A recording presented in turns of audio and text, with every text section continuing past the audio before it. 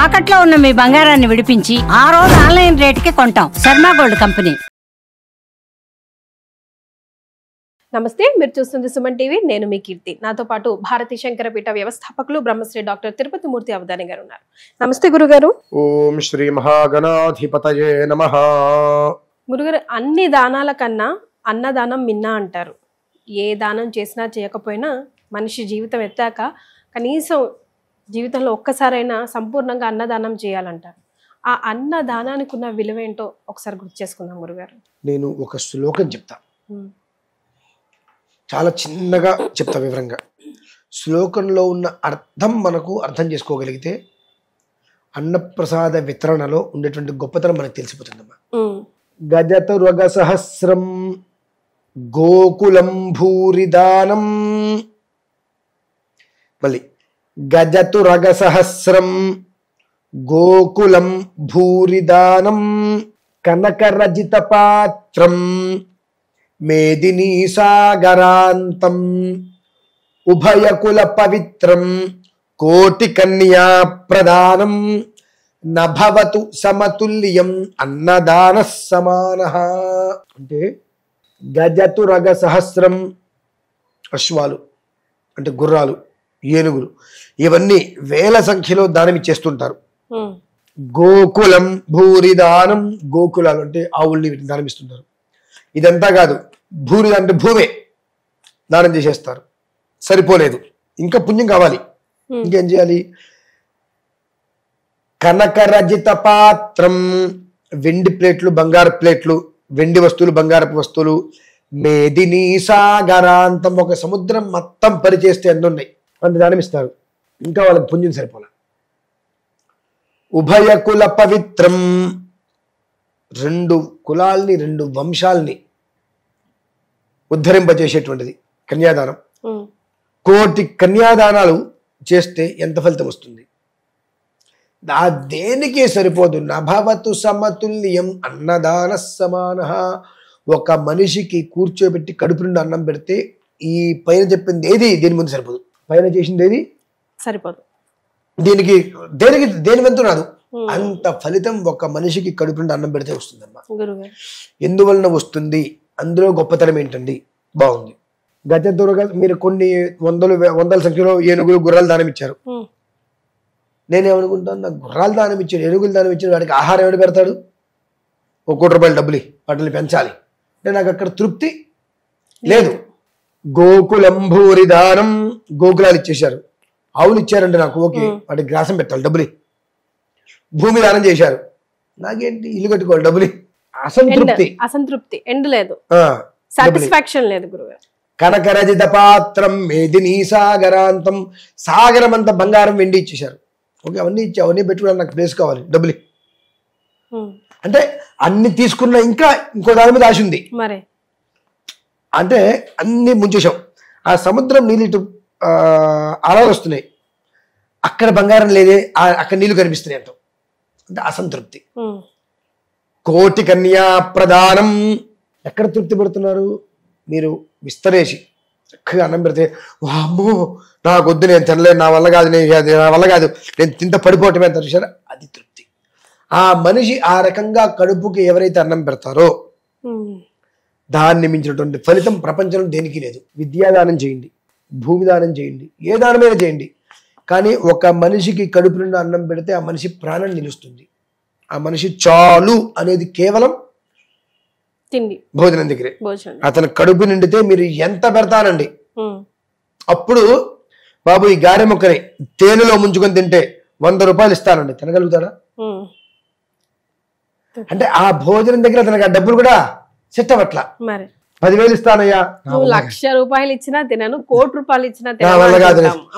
ఇంకా ఏంటంటే అన్నిట్లలో లేని తృప్తి కేవలం భోజనం దగ్గరకు వచ్చేటప్పటికి ఇక నువ్వు ఏది ఇస్తానా వద్దంటాడు. నాకు తృప్తిగా ఉంది, చాలా ఇక నా వద్దు అని ఎప్పుడైతే అన్నాడో అనంతమైన పుణ్య ఫలితం దానికి వస్తుందమ్మా. ఇంకా ప్రపంచంలో దేనికి కూడా రాదు. అయితే దీన్ని అన్నప్రసాద వితరణ అంటారు. ఎవరికి పెట్టాలి? అది కూడా ఇంపార్టెంట్ కదా గురుగారు. ఎవరికి పెట్టాలి? అన్నదానం అంటే ఏంటి, ఎవరికి చేయాలి? మన వాళ్ళు ఈ గణపతి నవరాత్రులు ఇవన్నీ వచ్చినప్పుడు చివరి రోజు అన్నప్రసాదం చెప్పి రోడ్డు మీద వేసేసి పెట్టేస్తూ ఉంటారు. చాలా తప్పండి. 2 గుళ్ళ దగ్గరికి వెళ్తే నాకు అనిపిస్తూ ఉంటుంది వీళ్ళని దేని పెట్టి కొడితే వీళ్ళకి బుద్ధి వస్తుందా అని చెప్పి. అదేంటంటే ఎట్లా అంటారు, ఇంట్లో అమ్మాయిదో అబ్బాయిదో పుట్టినరోజు అయింది, ఇంట్లో బంధుమిత్రుల్ని నీ అపార్ట్మెంట్లో వాళ్ళందరినీ పిలిచి ఇంట్లో చక్కగా బఫే పెట్టో ఏదో మొత్తానికి కడుపుండా వాళ్ళ ఇంట్లో కూర్చోబెట్టి అన్నం పెట్టావు. గుడి దగ్గరికి వెళ్తే గుడి బయట పాపం అడుక్కునే వాళ్ళంటారు, వాళ్ళకి నువ్వు శుభ్రంగా చేతులు కడిగి నీళ్ళు ఇచ్చి పక్కన కూర్చోబెట్టి విస్తరాకులు వేసి వడ్డిస్తున్నావా అంటే వాళ్ళు నీకు మనుషులుగా కనిపించట్లా.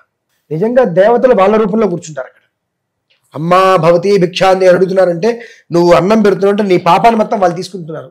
అదే కొన్ని చోట్ల మీరు గమనించే ఉండొచ్చు, తోటకూర పెట్టండి ఆవుకి తెందవు, బెల్లం మొక్క పెట్టండి తెందవు, అరటిపళ్ళు పెట్టండి తెందవు, కొంతమంది పెడితే తినేస్తాయి అవి. ఎందుకు తినవి అంటే నీ కర్మ నేను ఎందుకు అనుభవించాలి, వాటికి తెలుసు వీడు ఎంత కర్మ చేశాడో ఆ కర్మ నుంచి నిష్కృతి కోసం నా దగ్గర వచ్చి ఆహారం పెడతానని వాటికి తెలుస్తాయి. కాబట్టి అవి తినవు. పక్క వాళ్ళు పెడితే తింటాయి, పెడితే తినవు, చావు కొడతారు పాపం దాన్ని, అప్పుడు నేను పెడితే తినవా అని చెప్పి. నీ కర్మ అటువంటిది. ఈ కర్మను తొలగించుకోవడం కోసం నువ్వు అన్నం పెడుతున్నావు. నీకే డబ్బులు ఎక్కువయ్యో నువ్వు పెట్టట్లా. నువ్వు ఒక మనిషికి కడుపు నుండి అన్నం పెట్టావంటే నీ కర్మను తొలగించుకుంటున్నావు.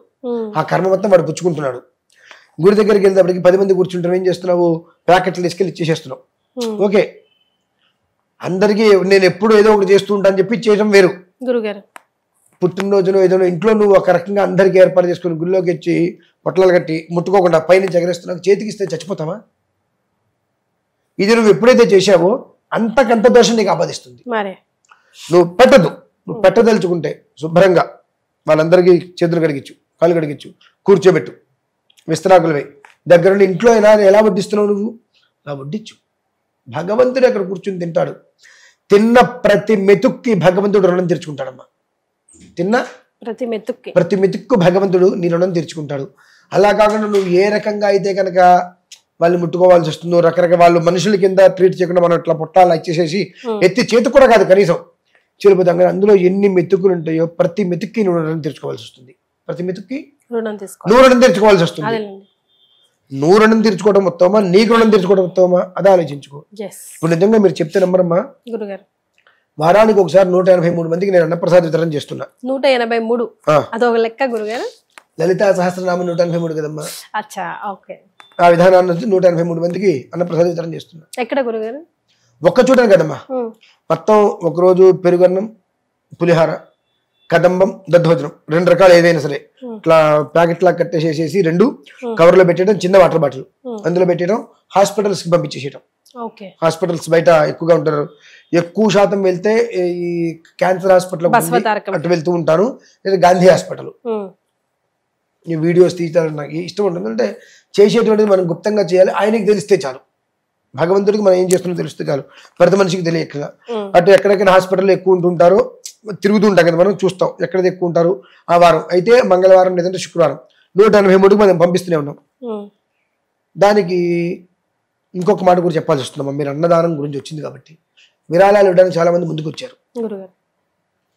మామూలుగా ఒక భక్తుడిగా అంటే అన్నదానం నా నుంచి 10 మందికి అన్నం పెట్టాలంటే మీరు విరాళం ఇవ్వండి, ఒక 100 రూపాయలనే ఇవ్వండి పర్లేదు.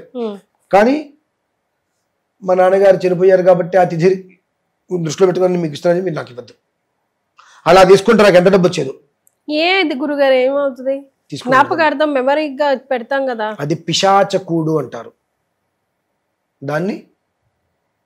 ఏం కూడమ్మా? పిశాచకూడు అంటారు. ఎందుకు అంటున్నానమ్మా, మా ఇళ్లలో మా తాతయ్య గారు చనిపోయిన ఆబ్దికం వస్తే భక్తుల్ని పెడతాం, భోజనాలు పెడతాం. ఆ మంత్రానికి వచ్చిన బ్రాహ్మణ భోజనం చేయడు, అది పితృశేషము అంటారు. కానీ ఇక్కడ మంత్రం తంత్రం ఏం చేయట్లేదు కదా. కానీ శేషం వాళ్ళ పేరు మీద మనం పెడుతున్నాం, పితృశేషం అంటారు దాన్ని. ఆ రోజు వంట పదార్థాలన్నీ కూడా వారి పేరు మీద జరుగుతాయి. అవి ఎవరికి పెట్టకూడదు, ఆ ఇంటి పేరు వాళ్ళకి, ఆ బంధువులకి తప్ప ఎవరికి పెట్టకూడదు. శాస్త్ర ప్రమాణం. అది పిశాచి కూడా అవుతుందమ్మా. పితృదోషాలు వస్తాయి వాటి వల్ల. అలా తినటం వలన 98% ఆపాదించేస్తాయి దోషాలన్నీ కూడా. కాబట్టి నేను చాలా మంది కన్నా నాకు పుట్టినరోజు ఓకే నాకు పంపించండి, రోజు నేను ఎట్లాగ చేయను, వారానికి ఒక రోజు చేస్తాను నేను. ఈ వారం రోజులు ఎవరెవరు నాకు పంపించారో వాళ్ళ పేర్లు మొత్తం రాసి నేను మళ్ళీ పబ్లిక్ చేసుకుంటానండి. ఒక పేర్లు ఒక లిస్టులో ఈ వారం నాకు అన్నప్రసాద వితరణకి ఇంతమంది డొనేషన్స్ కట్టారు, చెప్పి వాళ్ళ పేర్లు మొత్తం ఎంతంత వేశారు, గోత్రము పేర్లతో సహా మొత్తం అంతా ఒక దీని మీద రాసి మళ్ళీ దాన్ని పబ్లిక్ చేస్తుంటాను నేను. వాళ్ళు ఆనందపడతారు, నా పేరు మీద వాళ్ళు జరిగింది అని సంతోషపడతారు వాళ్ళు కూడా. అలా చేసుకుంటూ వస్తున్నాం. అంటే ఆ అన్నప్రసాద వితరణ అనేటువంటిది ఎవరికి చేయాలి? తినటానికి లేక ఇబ్బంది పడుతున్న వాళ్ళకి మనం పెట్టాలి. అంతేగాని కడుపు నిండా ఉండేటువంటి వాడికి కుండ నిండా నీళ్ళున్నాయి, ఇంకో చెంచా పోస్తే ఒకటే తీసినా ఒకటే, వాళ్ళకి ఇవ్వకూడదండి. ఆ రెక్కాడితే కానీ డొక్కాడదు అని చెప్పి బయట మనకు పళ్ళు అమ్ముకునే వాళ్ళు, ఇచ్చే బొట్టలో కూరలు అమ్ముకునే వాళ్ళందరూ ఉంటారు, మనం రోడ్డు మీద చూస్తూ ఉంటాం. ఎంతటి దౌర్భాగ్యము అంటే రిలయన్స్ లోకో డిమార్ట్ లోకి వెళ్తే కిలో టమాటా మీద 3 గ్రాములు ఎక్కువ ఉంటే వాడు 2.5 పైసలు ఎక్స్ట్రా మన దగ్గర వసూలు చేస్తాడు. ఇదే కిలో టమాటా తీసుకుంటే వాడు 10 రూపాయలు అంటే 6 రూపాయలకి 7 రూపాయలకి అని వీళ్ళ దగ్గర మనం బేరం ఆడతాం. కేజీకి ఇంకో 2 కాయలు ఎక్స్ట్రా వేయి కోసారా మళ్ళీ. వాళ్ళకి కోట్లు ఏం సంపాదించుకుంటారు? మా కిలోకు 10 రూపాయలు ఎక్స్ట్రా ఇచ్చి వచ్చేస్తే వాళ్ళు కడుపుకి తింటారు తప్ప ఏం చేయలేరు కదా. అందులోనూ కూడా నాకు తగ్గించు అంటే వాళ్ళు అతను తినాలి, అతని భార్య తినాలి, అతని పిల్లలు తినాలి. ఎంత సంపాదించితే అన్ని కూరలు అమ్ముకుంటే తినాలమ్మా. అక్కడికి వెళ్ళి మనం బేరమాడతాం. అవునండి. పెద్ద పెద్ద షోరూమ్కి వెళ్తే 2 గ్రాములకు కూడా ఎక్స్ట్రా డబ్బులు కట్టి బయటకు వస్తుంటాం. ఇటువంటివన్నీ చేస్తున్నప్పుడు ఆ పాపాలు ఎక్కడికి పోతాయమ్మా? అటువంటి వాళ్ళకి నువ్వు కొనుక్కోకపోయినా నష్టం లేదు. నీకు ఇంట్లో పని లేకపోయినా 1 కిలో తీసుకొచ్చి ఇంట్లో పెట్టుకో, బేరమాడద్దు. అన్నం తీసుకెళ్ళి చక్కగా ఇవ్వు. వాళ్ళ పుట్టినరోజు అండి, ఏదన్నా మా ఇంట్లో మా అమ్మాయి మా పెళ్లి రోజు, ఏదన్నా మా అమ్మాయి పుట్టినరోజు అందరికీ ఇస్తున్నా, ఇచ్చుకుని తెలుపు. కడుపు నిండా పెట్టినాడు పోతావుగా, వాళ్ళు తినవాళ్ళు అవుతారుగా, అదే ఆనందం. నాకు రీసెంట్గా మీరు అడిగారు కాబట్టి ఈ విషయం కూడా చెప్పి వదిలేస్తాను. మీ అందరికీ చెబుతున్నాను, కొంతమంది నేను అన్నప్రసాద వితరణ చేయడానికి వెళ్ళినప్పుడు నా మీద దొమ్మికి వచ్చారు. నువ్వు ఎవడో అసలు ఇక్కడ ఇవ్వడానికి నీకు అవసరం ఏంటి అని. ఏంటి అని అంటే అక్కడ వాళ్ళు ఉన్న హోటల్స్ ఏవైతే ఉన్నాయో ఈ అన్నప్రసాద వితరణ వల్ల వాళ్ళ హోటల్స్ కి రావట్లేదు. ఒక 5 నిమిషాలు ఊరుకున్న తర్వాత ఇప్పుడు అతను చూస్తాడు ఖచ్చితంగా ఈ వీడియో, అందుకే చెప్తున్నా. కొంచెం సీరియస్ అయ్యాను. నువ్వు వ్యాపారం చేస్తున్నావు, ఇక్కడ ఉన్న వాళ్ళందరూ కూడా పేషెంట్ల తాలూకా వచ్చి లోపల ఉండడానికి ఇంకో చోట ఉండడానికి ఆ రూపాయి కూడా లేక చెట్ల కింద పొట్ల కింద ఉంటున్నారు. రాత్రిపూట షెడ్ల కింద పడుకుంటున్నారు. ఆ పంపుల దగ్గర స్నానాలు చేసి వచ్చి ఉన్నదాంట్లో అడ్జస్ట్ చేసుకుని ఇక్కడ ఉంటుంటే నువ్వు వాళ్ళకి అన్నం నేను 200కు 300కు అమ్ముతుంటే వాళ్ళు ఎక్కడ తినాలి? ఇంత పెడుతున్నావు, కడుపుకి పట్టాలిగా, అంత పెట్టడానికి ఇంత డబ్బు వసూలు చేస్తున్నావు. వాళ్ళు ఎక్కడ తినగలగాలి? నీ దగ్గర అన్నం తినాలా కొనుక్కొని, లోపల వాళ్ళకి ఏదైనా అవసరమైతే ఖర్చు పెట్టుకోవాలా? ఇటువంటి వాళ్ళని దృష్టిలో ఉంచుకునే కదా మాలాంటి వాళ్ళు వచ్చి ఇవన్నీ పెడుతున్నారు ఇక్కడ. నువ్వెందుకు ఇచ్చేస్తావు? దీని గురించి ఇంకొకసారి వ్యవహారం చేస్తే మాత్రం నేను చెప్పా ఛానల్ తీసుకొచ్చి వ్యవహారం చేస్తాను, నేను రోడ్డు మీద తీసుకొచ్చి కూర్చోబెడతానని చెప్పానమ్మా. తప్పంటారని అంది. అంటే తనది కూడా వ్యాపారం కదా గురుగారు. నేను ఒప్పుకుంటాను, నేను అతన్ని తప్పు పట్టట్లా, వ్యాపారం చేసుకో. కానీ అక్కడ వచ్చే పరిస్థితి ఏంటి? వాళ్ళు గవర్నమెంట్ హాస్పిటల్స్ దగ్గరికే వస్తున్నారు, డబ్బు లేకే రాబట్టి. అంటే వాళ్ళ దగ్గర కూడా కొనుక్కొని తినే లేని వాళ్ళ పరిస్థితి అక్కడ చాలా మంది ఉంటారు, దయనీయమైన పరిస్థితిలో ఉంటారు నిజంగా. గవర్నమెంట్ హాస్పిటల్కి వచ్చి అక్కడ చెట్ల కింద పొట్ల కింద కూర్చుంటే 6 రూపాయలు లేబట్టే కదా. మీరు పెద్ద పెద్ద హాస్పిటల్కి వెళ్ళి అక్కడ పెట్టుకోండి అంటే వాళ్ళు ఏమన్నారు తెలుసా? వాటికి పెద్ద పెద్ద హాస్పిటల్స్ లోపల క్యాంటీన్స్ ఉంటాయి. పెద్ద పెద్ద హాస్పిటల్స్ దగ్గర లోపల క్యాంటీన్స్ ఉంటాయంటే అక్కడ మాకు కుదరదు అన్నారు. అంటే గవర్నమెంట్ హాస్పిటల్స్ దగ్గర వాళ్ళకి ఏమీ లేక ఏం చేయాలి తెలియక బ్రతుకు చేయడం అంటే ఇక్కడికి వచ్చి కూర్చుంటే వాళ్ళ దగ్గర నువ్వు పోనీ కడుపు నిండా పెట్టేవా లేదుగా. ఇంత పెడుతున్నావు, కప్పు తీసుకొస్తూ కప్పు బోర్లు ఇస్తున్నావు, 60 రూపాయల కప్పు, వాళ్ళకి ఏం సరిపోతుంది అది? అటువంటి వాళ్ళకి నేను తీసుకొచ్చి పెడుతున్నా ఇక్కడ. అది కొంచెం గట్టిగా వారికి వాళ్ళకి వచ్చిన పరిస్థితి వచ్చిందండి. ఇంకొకసారి చెప్తున్నా, ఇటువంటి పరిస్థితి ఎవరైనా వస్తే మాత్రం ఈసారి ఖచ్చితంగా ఛానల్ నుంచి తీసుకొచ్చి నేను వీడియో చేయాల్సి వస్తుంది. ఎందువల్లనంటే మీరు వ్యాపారం చేసుకోండి. ఎలా చేసుకుంటారు? రూపాయికి 1 పావలా మీరు సంపాదించుకోండి. అటువంటి వాళ్ళ దగ్గర కదా సంపాదించుకునేది మీరు. వాళ్ళు అయ్యో లక్ష్మణ అనుకుంటూ అల్లో లక్ష్మణ అనుకుంటూ ఏడుస్తూ లోపల వాళ్ళకి ఏం చేయాలి తెలియక, వాళ్ళకి ఏం పెట్టాలి తెలియక, వీళ్ళు ఏం తినాలి తెలియక రెక్కాడితే కానీ డొక్కాడని పరిస్థితి వాళ్ళది. అక్కడికి వచ్చి కూర్చొని ఆ 2 రోజులు 3 రోజులు నీ దగ్గరకు వచ్చి అన్నం తినడానికి మొదలు పెడితే వాళ్ళకి ఏం మిగులుతుంది? గవిక్కిన కావాల్సి వస్తే. అంటే మనం చేసేటువంటి దానివల్ల ఒక మనిషికి కడుపున్న అన్నం దొరికింది అంటే, ఇప్పుడు మీరు ఉన్నారమ్మా, ఒక్క మాట చెప్తాను. నేను చేసే అన్నప్రసాద వితరణలో 100 రూపాయలు మీరు ఇచ్చారు, నేను 10 మందికి తీసుకొచ్చే 10 మంది పెట్టారు. 10 మంది తలా 100 రూపాయలు ఇస్తే నేను 20 మందికి పెట్టాను. 20 మంది అమ్మ ఎక్కడ ఎప్పుడు అన్నం తిన్నాను. ఆ 2 పొట్లాలతో పాటు చిన్న వాటర్ బాటిల్ కూడా నేను ఇస్తున్నా. తినేసి తాగేసేసి అమ్మాయి ఇప్పుడు కడుపు నిండింది అనుకుంటారు. ఆ ఫలితం ఎవరికి వస్తుందమ్మా? ఇంతమందికి వస్తుందిగా.